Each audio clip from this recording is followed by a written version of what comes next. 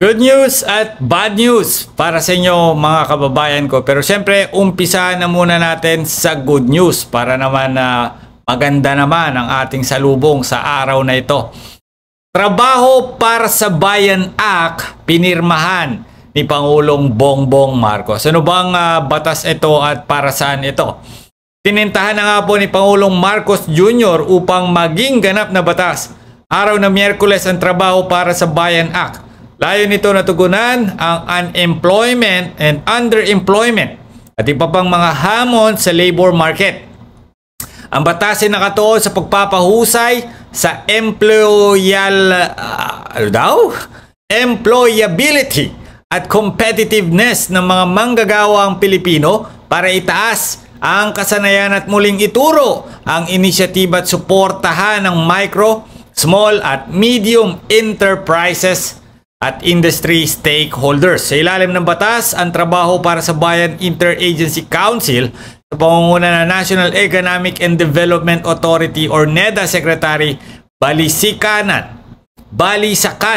ay bubuo ng master plan para sa employment generation at recovery ng Pilipinas.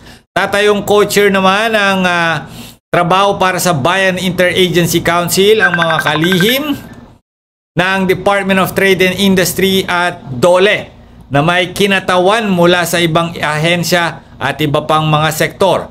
Magsasagawa rin ng comprehensive analysis ng employment status at labor market sa bansa at titiyakin ang epektibong paggamit ng resources at pinagsama-samang pagsisikap ng pamahalaan.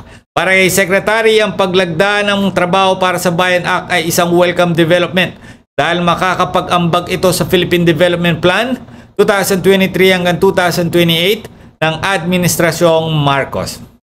Sana nga po makagawa kayo ng master plan at maging successful yan. Kasi ang dami nag-a-abroad dahil kakulangan ng trabaho dyan sa Pilipinas.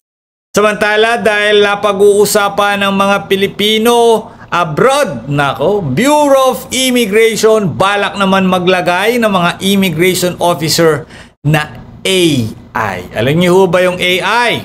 Ito yung artificial intelligence na magpoproseso ng immigration para bumaba daw ang pagkakataon sa katiwalian. Opo, robot na? Robot na ba? Sabi ni Commissioner Norman Tansingco, parte ng pagbibigay ng konsiderasyon sa AI sa mga hakbanin ng modernisasyon na plano nilang ipatupad sa 2024 o 2025. Malayo-layo pa pala. Yan ang ultimate objective natin na mahabol natin ang technology being used by other countries. Ngayon kasi manual pa daw sila, sabi ng Commissioner sa Kapihan Manila Bay Forum nitong Miyerkules. Binigyang halimbawa niya ang Vancouver, Canada na wala ng immigration counter sa departure. So from check-in counter, diretso na po ang pasahero sa boarding gate, aniya. Pero hindi raw ibig sabihin ito na mga AI immigration na ang magsasala sa mga pasahero. Lesser ang interaction between passenger and immigration officer. So lesser din ang opportunity for corruption. So inaamin nila, no? May mga corruption. And speaking of Bureau of Immigration, tututukan nila ang insidente ng mga illegal recruitment at human trafficking na nangyayari online. Patay kayong TikToker kayo. Plano nga po ng Bureau of Immigration natutukan ng cyberspace, particular na ang social media kung saan nangyayari ang illegal recruitment at human trafficking. Ayon kay Commissioner Norman Tansingco, lumalabas kasi na karamihan ng insidente ng human trafficking at illegal recruitment ay mas nangyayari sa internet. Ayon kay Commissioner Tansingco, lumalabas na karamihan di umano ay nangyayari through internet. Binigyan din ni Commissioner Tansingco na nagsabing nagkikita na lamang daw malapit o sa labas ng paliparan ng mga nasa likod nito at ang mga naloloko nila. Sabi pa ni Tansingco na bunga ng pagluluwag matapos ng pandemya ay dumami rin ang mga bumibiyahe palabas at papasok ng bansa. Aniya, mga insidente ng human trafficking at illegal recruitment ay bunga na rin ng pakikipagsapalaran ng Iba, para magkaroon ng trabahong mas maganda daw ang kita, which is totoo naman. Yun yung reason kung bakit marami ang pumapatol sa mga cross-country doon. Di bali sana kung migration ng punta mo or student, di ba? Student. Kaso wala. Yung trabaho nyo talagang gagawin dun. Palalabasin na turista kayo, pero pagdating dun, wala.